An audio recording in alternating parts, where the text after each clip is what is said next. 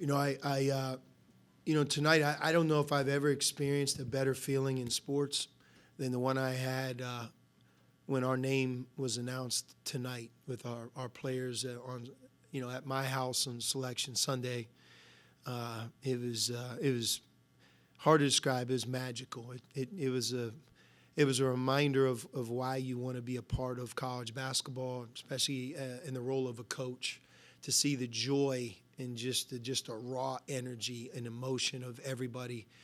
It just kind of all came out because, it's so difficult to make the tournament, and there's so much that's invested in these three guys.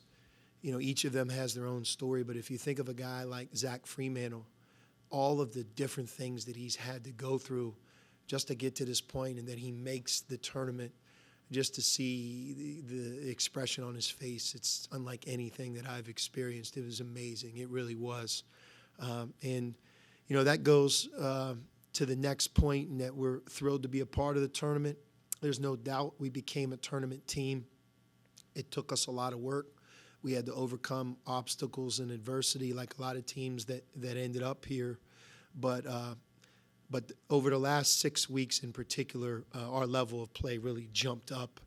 And, now it's up to us to take that level of play into the tournament against, obviously, a great team from a great conference, and see where we go from there. So that becomes the next challenge. I also want to thank our fans and the people at Xavier that make our program work, from Dr. Hanich and Greg Christopher, that give us what we need to be successful, and to the season ticket holders and the student section. That home court advantage that we talk a lot about through these months of the regular season, the payoff is for now, because, that home court advantage is part of the identity of our team and our program. And we take advantage of it, but we have it in place. And today I hope they feel a lot of joy as well that that they were a big part of us making this tournament. So I'd like to thank all of them, and obviously thrilled for our players, our staff, and really looking forward to this week ahead. About that 6 weeks, you guys were kind of on the bubble, and you applauded how your team was able to handle what it could control and take care of its own business. But what were these last 2 days like, knowing you didn't have anything guaranteed, and you kind of had to pay attention now to what teams around you were doing? Yeah, no, if you ever want to, test your balance, the balance as a coach, the balance guy, these last 2.5 days really test it. I mean, you have some really long talks with yourself on a lot of different levels. And, and I think the other part is just you worry about your players and your team. What do you say to them? You want to always be honest. How do you continue to keep their hope alive? And, what do you do on the court? Do you let them rest? Do you get them together? And so all of that in really like this weird kind of space where, it's unknown. It really is. So, but I think we handled that well, like we have really handled the last 2 months of our season. And, now it's not about if, it's about we play Texas, and we know the challenge of that. Ryan Conwell made the All-Big East tournament team, 38 points in that game at Madison Square Garden, and he was on the wrong side of the bubble last year, and you just gave him a hug coming off the stage there. How happy are you for him to now be able to experience this? No, that's what I meant. Like I use Zach as my one example, but I could shift over and talk to you about Ryan. And, I remember last year when we were recruiting him, he still had this disappointment in that, he was a part of a team that won 30 games. And you could tell they had not only a great coach, but a really cohesive, good group of players. And he didn't make it. And, just how much he wanted to make it. And it's great that it was able to happen for him here. And look, Ryan has a couple teammates that play at Texas that were on that team at Indiana State. So it'll be interesting just to kind of watch those guys play on two different teams in the tournament against each other. Sean, so often in the tournament we see a team with a double-digit seed go on and make a special run. from your guys' perspective, because you did finish the regular season on such a high note, I mean, do you kind of build on that momentum, or is this more of a clean slate situation where it's a brand new season? No, we have to build on what we've done.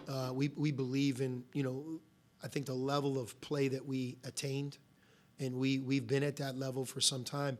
Quite frankly, we were at the level on Thursday when we played Marquette.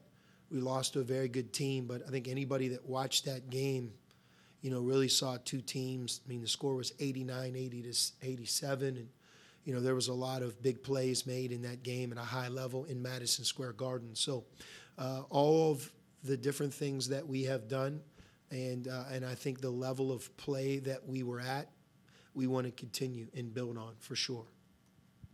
I've always felt when recruiting high school athletes, at least, being in the tournament was the biggest tool you had as a coaching staff to be able to pitch that we're always in the postseason.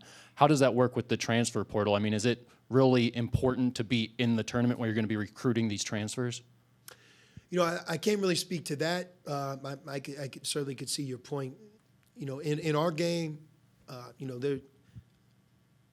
there's like 3 months, and the fourth month is for the national championship, April. But the 3 months are March. That's what it's about. But in college basketball, it's about November and December.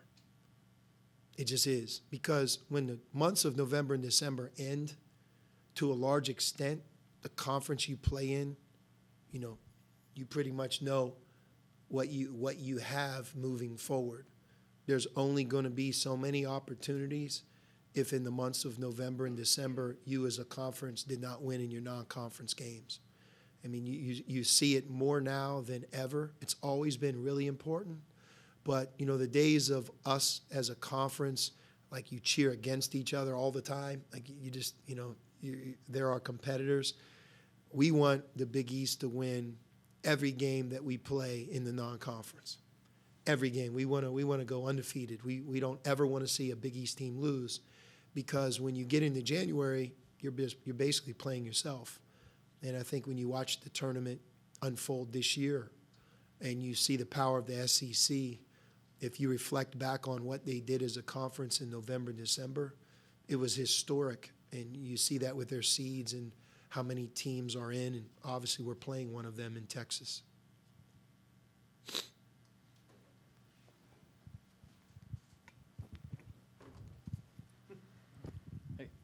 Sean, how much will that Sweet 16 matchup against Texas 2 seasons ago help you as you start to crunch tape and getting prepared for them? A lot of faces have changed, but maybe some of the concepts are still the same.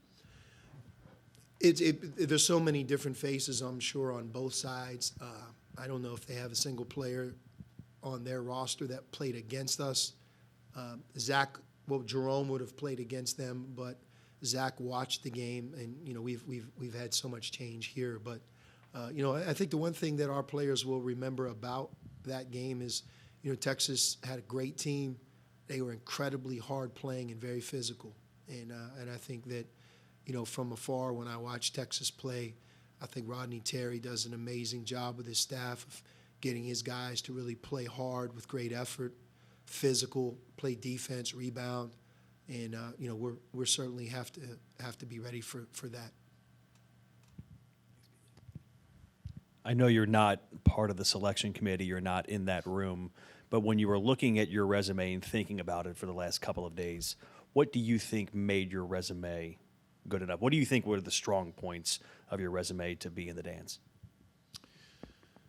I mean, there's a lot of different factors to look at. I know that the last 10, when I used to play a billion years ago, it was like how you finish was everything, right? But look, we've been really good over the last 15 games, and that's virtually half of our season.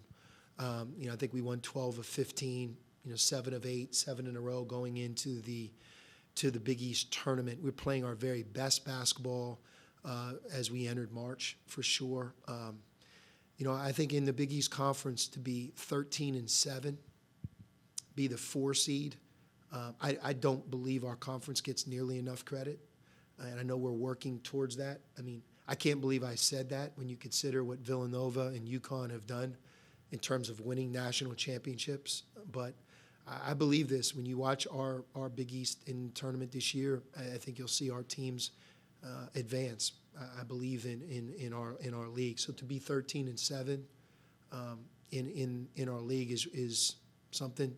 21 wins before you get to a tournament, and that encompasses everything. And I think the other part for us is when you lose your best player for 3 weeks in the middle of the season, when 2 of those games he missed were quad 1 opportunities. It's not easy to get through that, and then when he comes back, it's not like we're a well-oiled machine. Part of our story is to get through the 3 weeks without Zach, to welcome him back, and then get up and running.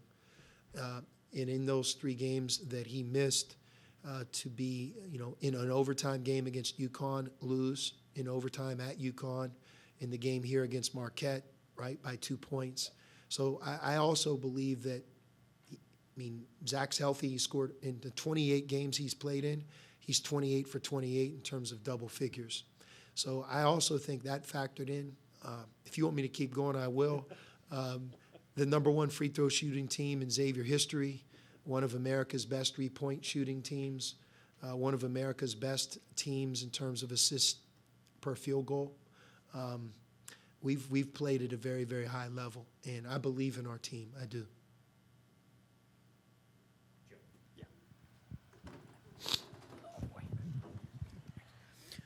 Sean, you guys are going to be playing obviously just up the road in Dayton on Wednesday night. Do you look at that as any sort of advantage being so close to home, or are you guys sort of treating it as a true away match for Wednesday?